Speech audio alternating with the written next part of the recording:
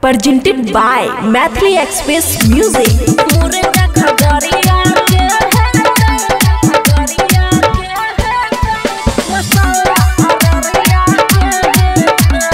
खुशी recording studio Baluaha. भैया प्रमोद और खेसारी क्या ललकै हमारा मारी। हाँ भैया प्रमोद और खेसारी क्या ललकै हमारा मारी।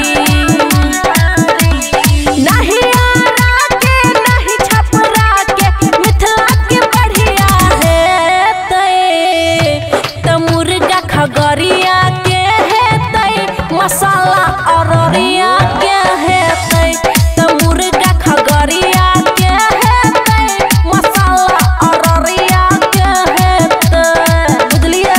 मुर्गा खगड़िया के है खगड़िया के है मसाला अररिया के है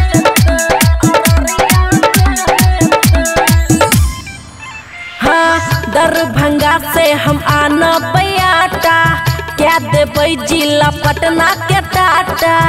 जिला पटना के टाटा मालिकान की सब किन के हम लेबै।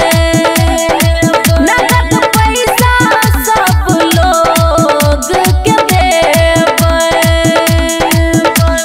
डीजे बजा के खूब नचैबै फिर शरीरिया हेतै त मुर्गा खगड़िया के हेतै मसाला अररिया के हेतै त मुर्गा खगड़िया के हेतै मसाला अररिया के हेतै।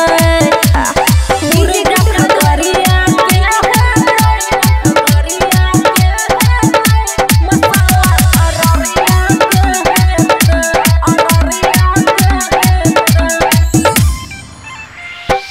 नया साल के पार्टी मनेबै गाना मैथिली खाली बजेबै।